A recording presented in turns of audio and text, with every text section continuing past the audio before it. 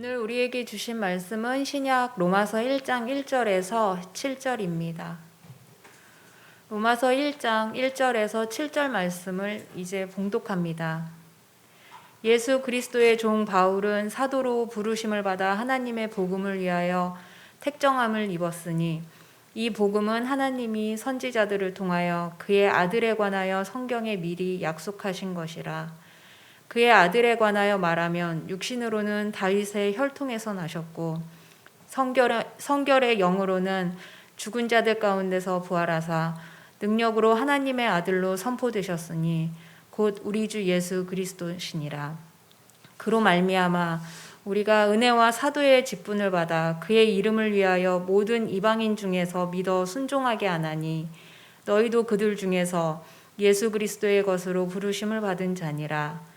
로마에서 하나님의 사랑하심을 받고 성도로 부르심을 받은 모든 자에게 하나님 우리 아버지와 주 예수 그리스도로부터 은혜와 평강이 있기를 원하노라. 이것은 성경으로 기록된 말씀입니다.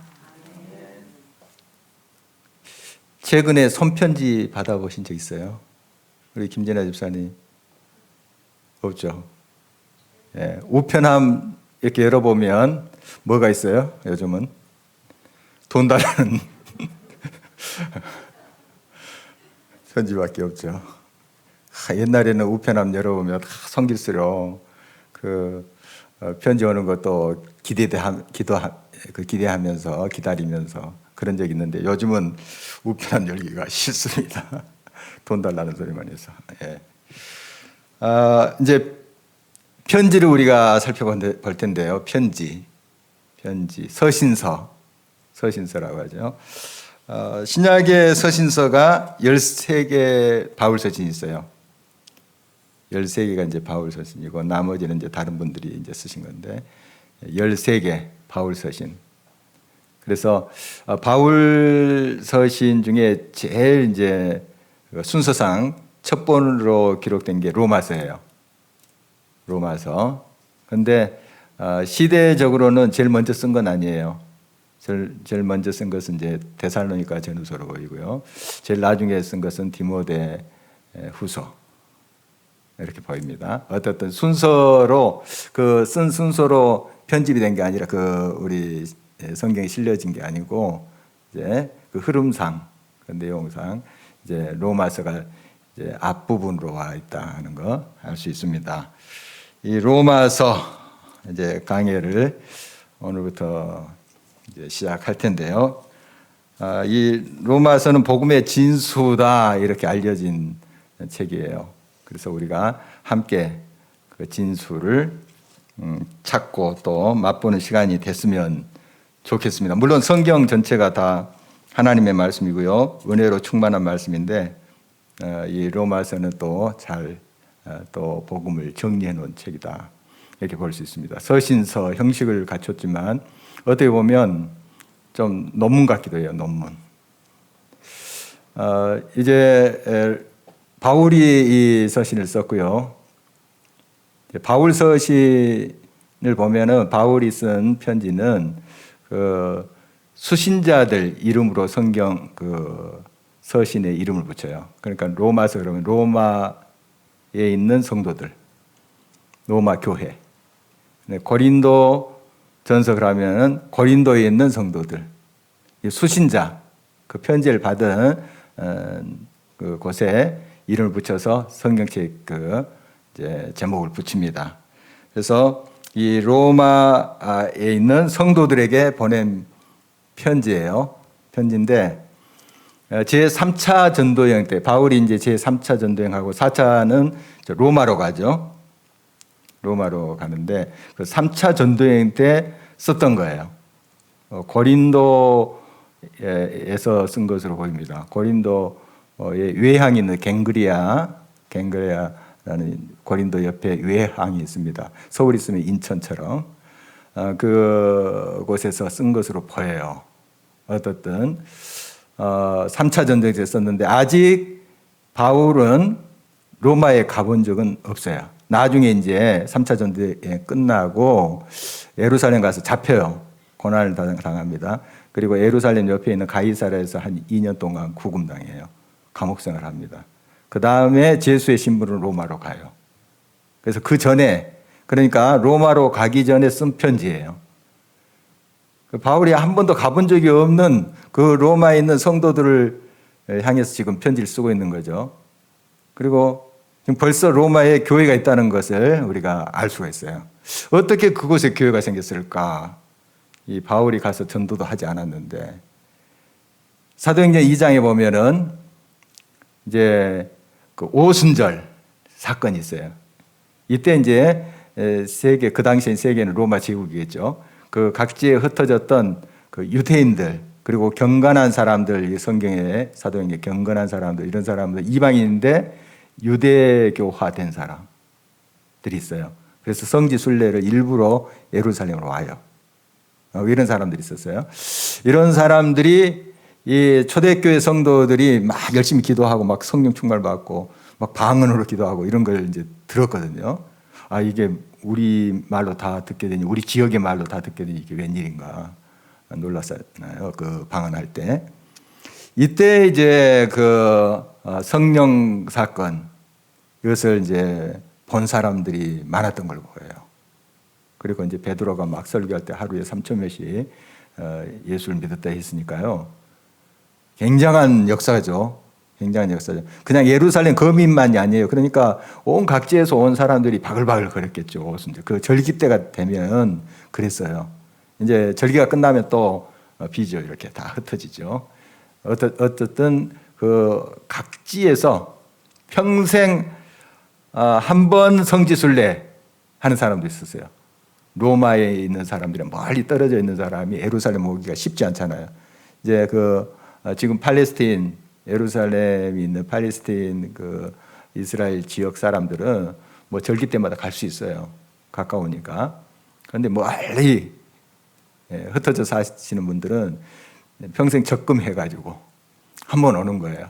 뭐 2번 올 수도 있고 하지만 이제 그런 사람들이 사모하면서 오지 않겠어요. 저도 이제 산티아고 이제 순례를 다녀왔는데 평생 한 번 갈까 말까 아마 할 수 있는 그런 순례길 아닙니까? 그래서 이제 그 당시도 이렇게 적금 부어가지고 평생 내가 예루살렘 한번 가리라 하는 사람이 꼭 있었던 것 같습니다. 이런 사람들이 와서 굉장을 본 거죠. 막 성령 충만하고 뭐 저 사람들 지금 뭐 미쳤냐 술 취했냐 막 할 정도로. 그런데 보니까 제정신이에요. 그리고 놀라운 일이 벌어졌습니다. 그래서 이제 베드로가 딱 그 오순절 설교할 때 막 사람들이 회개하고 우리가 어찌할고 하면서 예수님을 영접하고 했거든요. 아마 이런 사람들이 또 이제 자기 집으로 갔겠죠. 흩어졌겠죠. 모였다가 흩어졌겠죠. 집으로 가서 야, 내가 예루살렘 가서 갱량을 봤다. 또 나사렛 예수라는 그런 사람을 소개받고 내가 그분을 주로 영접했다. 이런 사람들이 많았겠죠. 이런 사람들이 한두 명씩 모여서 교회가 생긴 거예요. 대단한 거죠. 뭐 사도들이 가서 일부러 전도하지 않아도 이런 일들이 생겨난 겁니다. 막 불꽃이 이렇게 탁 튀기면 곳곳마다 막 불이 붙듯이. 그래서 이제 로마에도 그 사도들이 가지 않았는데 이미 교회가 생겨난 거예요. 그러니까 교회라면 요즘처럼 이렇게 교회 건물에다 십자가 이렇게 달아놓고 그런 형식이 아니고 가정집에서 모이는 것이 이제 보통 교회 모습인데 이런 이제 공동체가 이곳저곳 생긴 거예요. 그래서 그곳에 있는 로마에 있는 성도들에게 지금 보낸 편지가 로마서입니다. 크게 한 두 부분으로 나눌 수 있어요. 이제 16장으로 로마서가 되어 있죠. 그래서 11장까지는 좀 어떤 가르침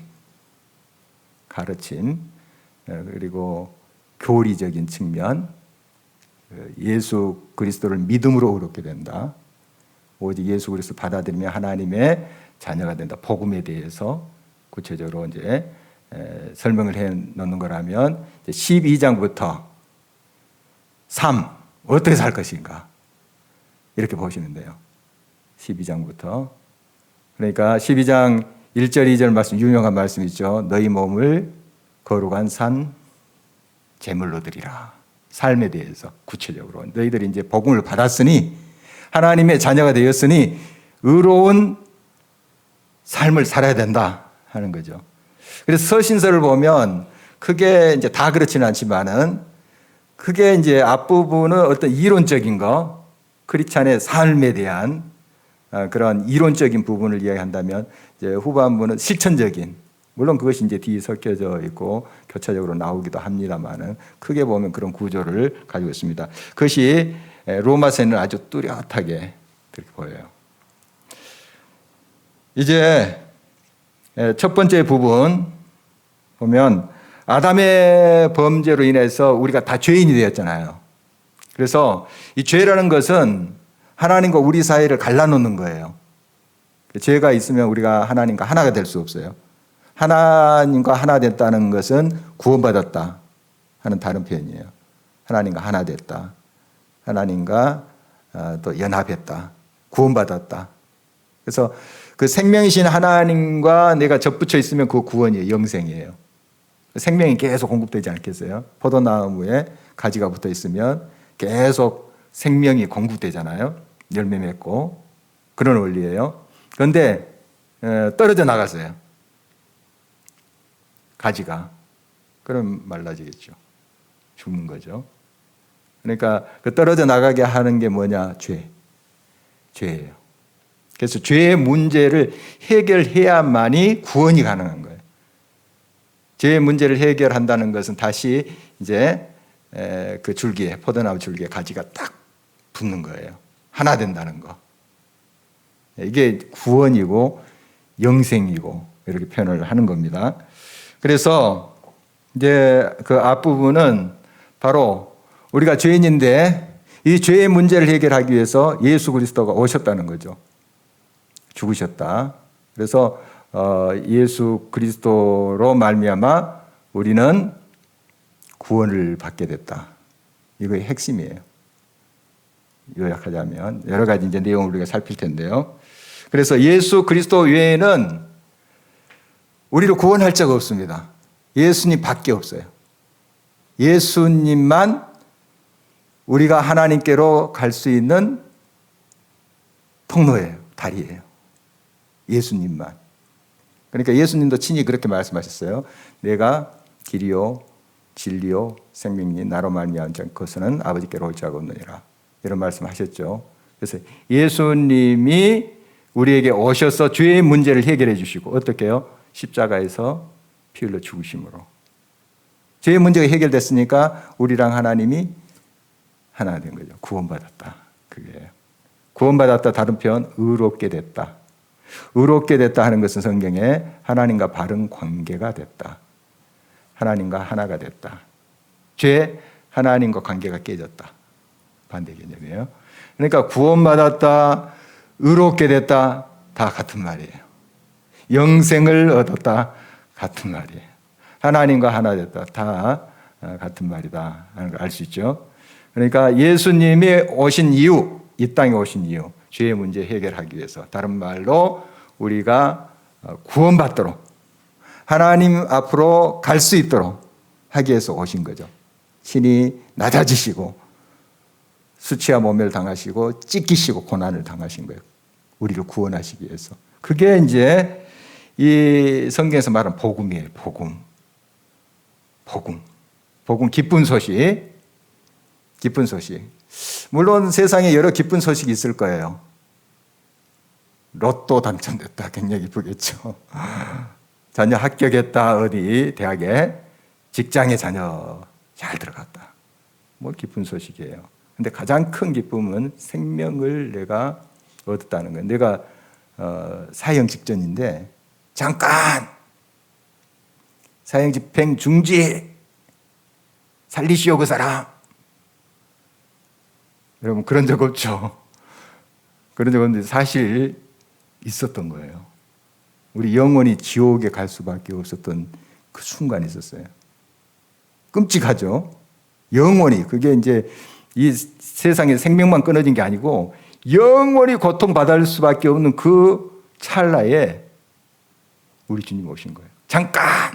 내가 대신 죽겠어. 해서 십자가에 돌아가신 거예요. 그리고 우리를 살리셔서 천국 백성을 삼으신 거예요. 아, 이거 실감이 안 나죠? 우리가 사형수가 돼 보면 좀 잠깐 사형집행중재 한번 이런 경험이 있으면 좀 실감이 날 텐데 그런 일이 없길 바랍니다. 없길 바래요. 그것보다 더 극적인 일이 우리에게 일어난 거예요, 사실. 너무 크니까 우리가 잘 느낌이 없어요. 이 지구 돌아가는 소리도 너무 크니까, 그 데시벨이 너무 크니까 우리가 못 듣는다 하잖아요. 정말 너무 큰 사랑을 우리가 조금씩 깨달아가는 거예요. 그게 이제 신앙의 여정이고요. 그 큰 사랑을 베풀어 주신 게 이게 복음이에요. 성경에서 말하는 복음, 복된 소식. 다른 것 물론 이제 우리 삶이 잘 되고 건강하고 뭐 이런 것도 복이겠지만 생명이 살림을 받았다. 죽을 수밖에 없는데 죽음 직전인데 생명을 옮겼다. 사망에서 생명을 옮겼느니라 이런 선언을 하잖아요. 이것처럼 복된 소식이 어디 있어요? 자, 그게 이제 이 로마서 앞부분에 쭉 설명이 되어 나옵니다.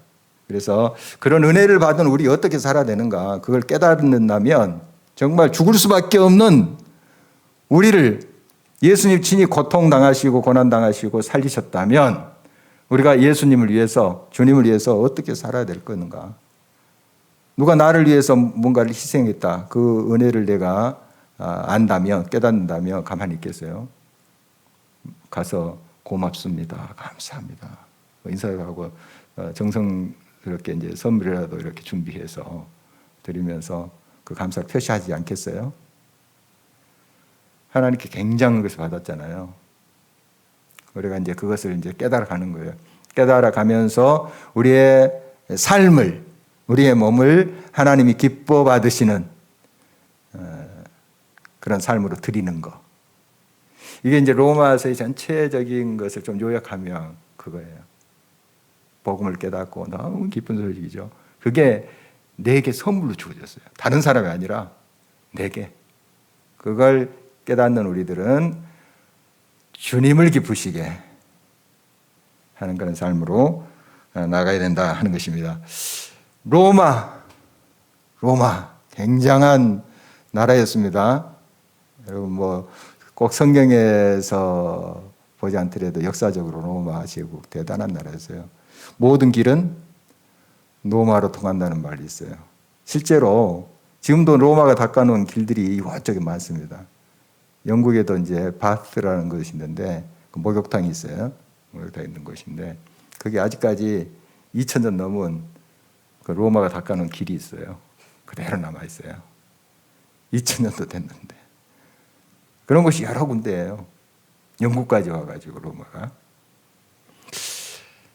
로마가 이렇게 길을 닦아놨어요. 그 다음에 물론 로마가 이제 강압적으로 팍스 로마라 해가지고 로마의 평화 해가지고 곳곳에 이제 군인들을 보냈어요. 거기 이제 제일 우두머리가 이제 총독이에요. 총독. 우리 일제 강점기 때 일본 총독이 와서 우리나라를 다스렸잖아요. 좀 비슷해요.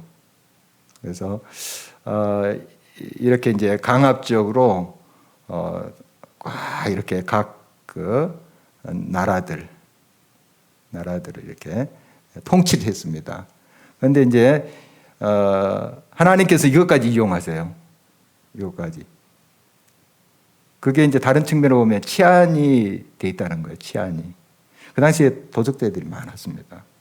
터키도 이제 소아시아인데 그 당시에는 터키도 로마 제국 하에 있었죠. 터키의 제일 1차 전도여행하고 2차 전도, 3차 전도 쭉 그쪽으로 돌면서 지금 그리스 쪽으로 해서 이제 마게도니아죠.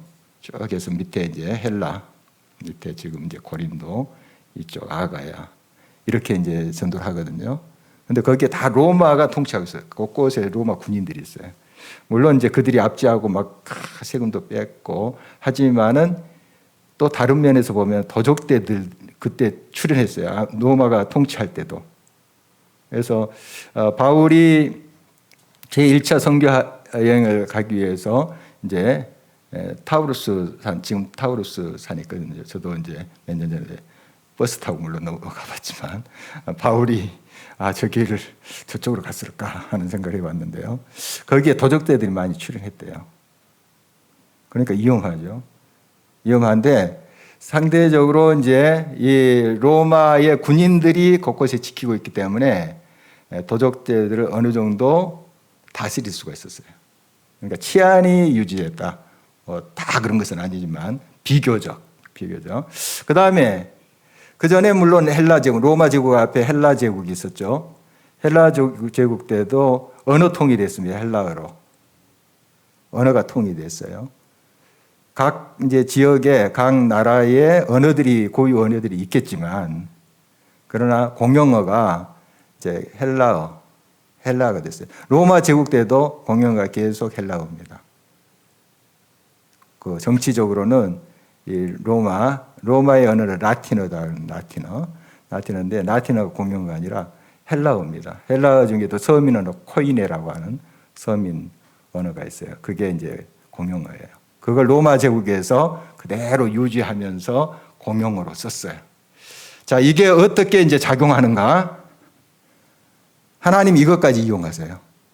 물론 로마 제국의 악행, 그들의 강압적으로 지배했던 거 하나님 기뻐하지 않으셨어요. 그러나 그들이 길을 닫고 치안을 유지하고 언어를 통일하는 것을 하나님이 이용을 하셔버려요. 그거조차. 그래서 이 바울이 그래도 효과적으로 전도할 수 있고 이동할 수 있었던 것은 좀 로마가 그렇게 해놨기 때문에 그래요. 로마가. 그러니까 얼마나 하나님의 역사는 오묘한지 몰라요. 로마는 자기들의 탐욕을 위해서, 욕심을 위해서 그런 일들을 해놨겠지만 하나님은 그것을 이용해서 복음이 효과적으로 증거되도록 그렇게 하셨다 하는 걸 이제 볼 수 있습니다. 로마가 그 당시에 한 100만 명 인구인데 그 당시로 보면 굉장히 큰 도시예요. 그러니까 세계를 흔들 수 있는 그런 힘이 로마로부터 나왔죠. 그리고 바울은 쭉 서버나 그러니까 지금 스페인 그게 이제 그 당시에 그 사람들의 개념은 땅끝이라고 생각했어요. 땅끝. 그러니까 한참 후에 이제 지구가 둥글다 하는 그런 이제 갈릴레오의 이제 그 발견이 있었지만 2000년 전에는 좀 그렇게 생각하지 않았어요. 지동설을 생각하지 못했어요. 그래서 이제 서버나 스페인 이제 그쪽 쫙 보면 이제 망망대해잖아요. 끝인 줄 알았죠. 그래서 이제 땅 끝까지 이르러 내 증인이 되리라 하는 이제 주님의 말씀에 따라서 이 바울의 마음은 항상 땅 끝까지 내가 가서 복음을 증거하고 싶은 그런 열망이 있었습니다. 그런데 그 서버나 스페인까지 가기 위해서는 로마를 거점으로 해서 가는 게 효과적이에요. 거기에 거점을 딱 베이스 캠프를 치고 딱 가는 거기에 있는 성도들이 또 후원하고 이런 구상을 했죠. 물론 이제 기도 중에. 그래서 이 로마로 가고자 하는 열망이 굉장히 컸습니다. 이 바울이 가기 전까지. 물론 갑니다. 나중에 가고 로마에 한 가택연금을 2년 가까이 받아요. 그리고 이제 잠깐 풀려 나오는데 서버나까지 갔다 왔다 하는 설도 있어요. 성경에는 구체적으로 나오지는 않습니다. 그런데 땅끝까지 그 당시의 개념입니다. 땅까지 갔다 왔다 하는 설도 있어요. 어떻든 그 로마를 향한 마음이 굉장히 컸다는 거예요. 거기를 이제 베이스로 삼고 땅끝까지 쭉 가려고 하는 그런 바울의 구상을 볼 수가 있습니다. 그래서 이 로마에 있는 성도들에게 그런 이제 마음을 가지고 편지를 쓰고 있는 거죠. 로마서에 대한 여러분들의 이제 고백들이 있어요.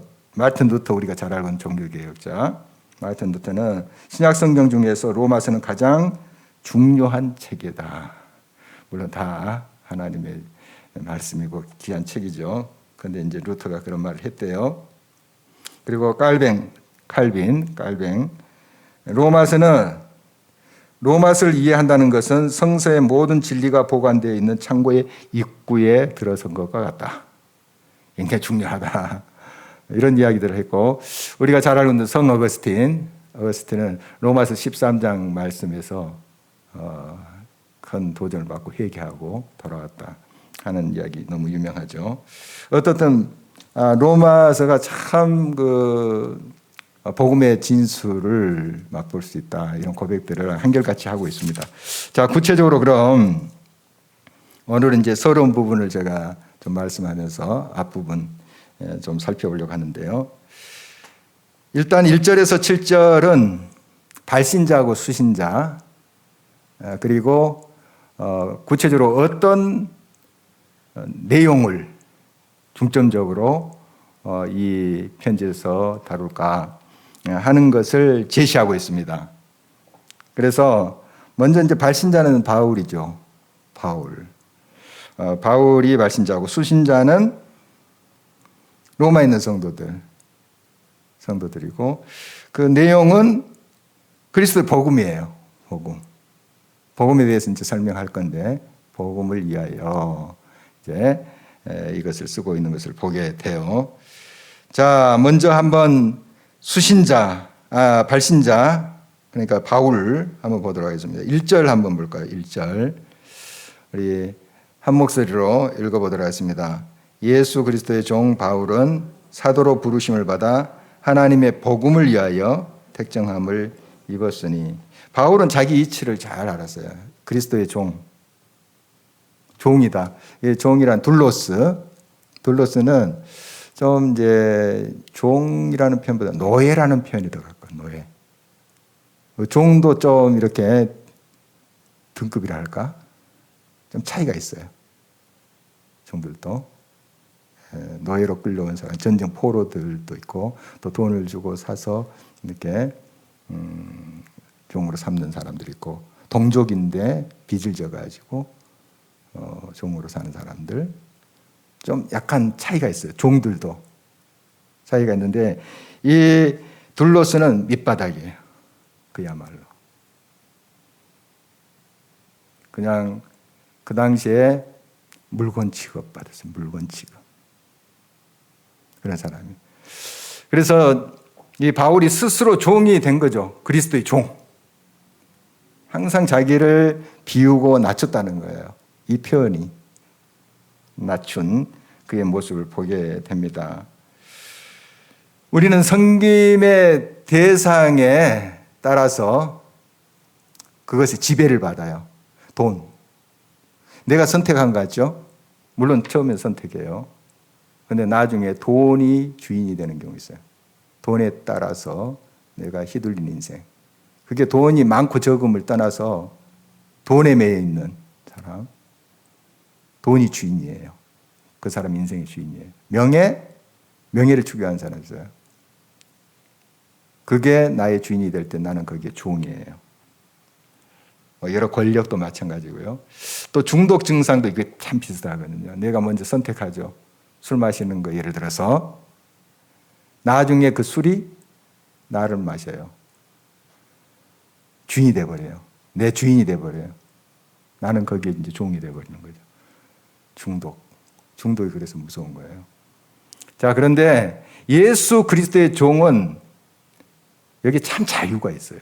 이게 굉장히 역설이에요. 예수 그리스도의 종이 되면 우리 예수님께서 나를 마구 부리고 마구 그냥 험한 대로 또 안 되는 것으로 그곳으로 이끄시는 게 아니고 참 잘 되게 하세요. 예수 그리스도가 주인인 삶. 가장 나를 나되게 하는 삶으로 이끄세요. 이게 다른 거예요. 세상에 예수님의 다른 것들은 다 나를 올가매고 파멸시켜요. 그러나 우리 주님은 오로지 나를 나되게 하신다 하는 거예요. 이 바울은 워낙에 예수님 만나기 전에 율법주의의 종이었어요. 우리 성경에 이제 율법의 종이다 이런 표현은 의미를 말하면 율법주의예요. 율법 하나님 말씀 자기들의 욕망을 따라서 재편성해 놓은 게 율법주의예요. 여기에 따라 살았던 삶이었죠. 율법주의의 종이었는데 예수님을 만나고 예수님의 종이 됐죠. 그래서 참된 자유인이 됐습니다. 그래서 예수를 만난 다음에 자기가 가지고 있었던 모든 걸 배설물처럼 다 버렸다. 빌립보서 3장 7절에서 9절 말씀이죠. 그리고 오늘 1절 보니까 사도로 부르심을 받았다.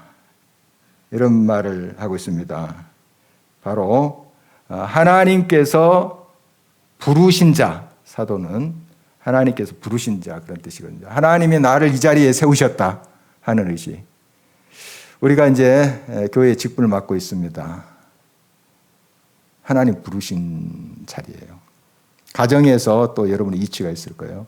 하나님이 세우신 자리입니다. 그 의식을 잊지 말아야 됩니다. 이 바울은 이 의식을 가지고 있었어요. 항상 하나님이 나를 부르셨다. 이 자리에 세우셨다. 내가 선택한 것 같았지만 그러나 하나님이 부르셔서 있는 자리다. 그래서 그 자리를 항상 지켰습니다. 어떠한 상황 속에서도 그 사명의 자리를 꼭 이 바울은 지켰죠. 바로 복음을 위해서. 오직 한 가지예요. 아까 그리스도의 종이 된 것도 복음을 위해서. 그 목적이에요. 복음. 다른 이유가 없어요. 복음을 위하여. 1절에 그렇게 돼 있잖아요. 하나님의 복음을 위하여 택정함을 입었으니. 사도로도 바로 그의 이름을 위하여 이렇게 5절에 고백했듯이 바로 그의 이름, 바로 예수 그리스도의 복음을 위하여 같은 맥락이에요. 이렇게 사도로 부름을 받았다. 이런 고백을 합니다. 두 번째로 이제 수신자, 로마 교회 성도들이죠. 6절 말씀 한번 볼까요? 함께 한번 읽겠습니다. 너희도 그들 중에서 그리스도의 것으로 부르심을 받은 자니라. 이 성도는 말 그대로 이제 거룩한 무리 이런 뜻이거든요. 우리가 여기 유현미 성도님 이렇게 한다고 합시다. 근데 이제 워낙은 성도는 무리란 뜻이에요. 무리. 그냥 개인을 그냥 성도 이렇게 우리가 편의상 부르지만 워낙 본 뜻은 무리, 거룩한 무리. 이 거룩한 사람으로 구별됐다는 거죠. 지난번에도 나눈 바가 있지만 우리는 이 세상 속에 섞여 살아요. 그렇지만 구별돼야 된다. 이 거룩이라는 게 구별된다는 그 뜻입니다. 하기오스. 무슨 상품 이름도 있던데요. 하기오스. 이게 이제 거룩한 그런 뜻입니다. 거룩하다. 깨끗하다. 정결하다. 깨끗하다. 이런 이제 헬라어고요. 히브리어는 카도시. 이런 많이 이제 듣는 이야기라 제가 이제 오늘을 소개합니다. 카도시, 하기오스. 이게 다 거룩하다 하는 뜻이거든요. 우리 성도들 거룩한 성자 쓰잖아요. 거룩한 무리들입니다. 자, 그렇다면 이 세상 속에서 구별돼야 돼요. 그게 거룩한 거죠. 똑같아 봐요. 그게 거룩한 걸까요? 하나님의 자녀답게 구별된 삶, 구별된 인격, 다듬어진 인격으로 세워져 가는 사람들이다 하는 것입니다. 고린도전서 6장 19절 20절 말씀 한번 보도록 하겠습니다. 고린도전서 6장 19절 20절 말씀 함께 한번 읽어볼까요? 너희 몸은 하나님께로부터 받은 바 너희 가운데 계신 성령의 전인 줄을 알지 못하느냐?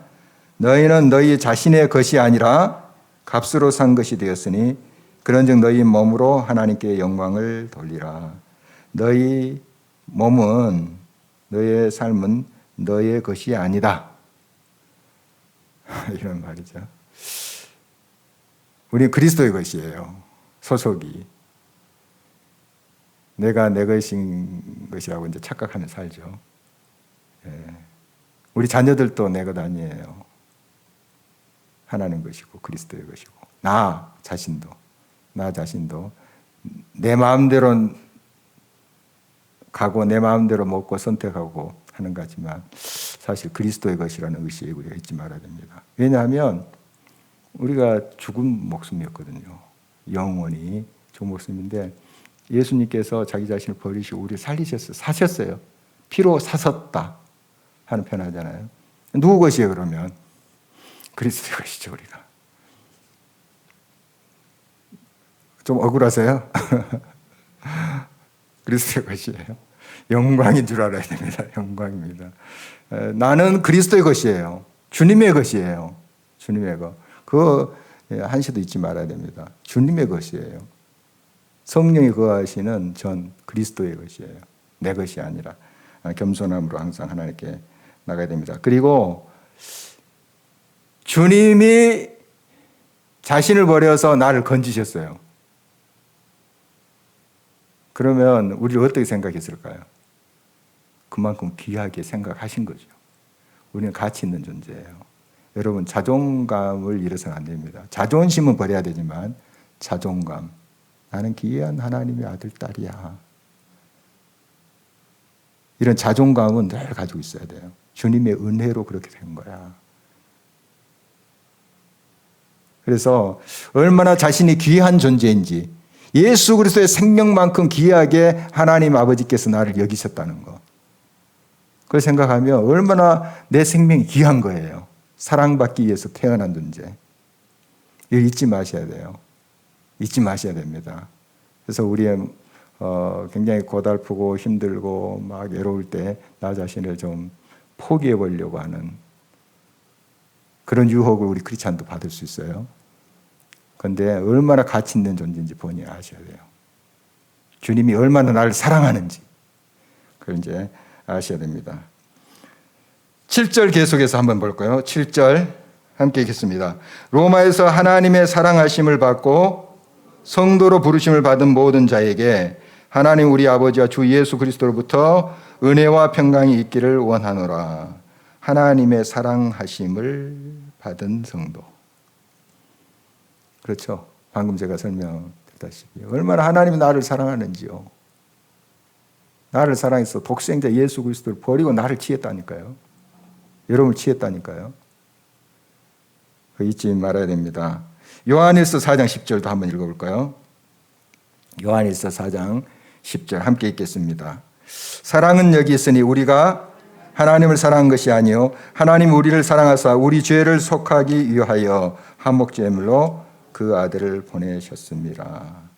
예수 그리스도를 화목제물로 십자가에 죽게 하시고 어린 양처럼 죽게 하시고 우리를 살리시기 위해서 죄를 속하기 위해서 없애주기 위해서 하나님과 하나 되게 하기 위해서 그렇게 하신 거예요. 왜요? 사랑하시기 때문에. 다른 이유가 없어요. 사랑하시기 때문에. 우리 그렇게 사랑하신대요. 또 하셨고 이거 사실 잊지 말아야 됩니다. 우리 온 성도들은 이런 하나님의 사랑받는 사람들이다 하는 거예요. 자, 그러면 로마서에서 이제 구체적으로 복음에 대해서 이야기하는데 우리 이제 계속 구체적인 것은 살펴볼 거예요. 2절 한번 돌아가서 읽어보도록 하겠습니다. 2절 함께 읽겠습니다. 이 복음은 하나님이 선지자들을 통하여 그의 아들에 관하여 성경에 미리 약속하신 것이라. 이 복음에 대해서 쭉 이야기합니다.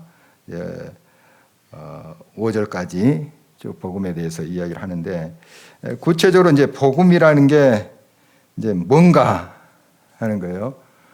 복음. 우리가 이제 기독교 강요 지금 학령제 교육을 하고 있죠. 거기에 이제 비하와 승귀라는 좀 어려운 이제 용어가 나오는데 비하라는 것은 예수님께서 이 땅에 내려오셨다. 비하. 자기를 낮추고 해서 십자가에까지 죽으신 그 과정을 비하라 합니다. 승기는 부활하시고 성천하시고 하나님 우편에 오르시고 지혜를 임하신다.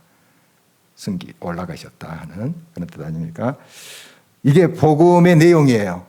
복음의 내용인데 이제 더 좀 축약을 하면 예수님의 십자가 부활 이게 복음의 핵심이에요. 여러분 고린도전서 15장 보면 아주 정확하게 나와 있습니다. 예수님의 죽으심과 부활 나를 위해서 죽으셨다. 그리고 나의 영원한 생명을 또 약속하기 위해서 부활하셨다. 이게 복음의 핵심이에요. 가장 큰 복음의 핵심이에요. 이 복음 빠지면 그 기독교의 핵심이 사라져 버린 거예요.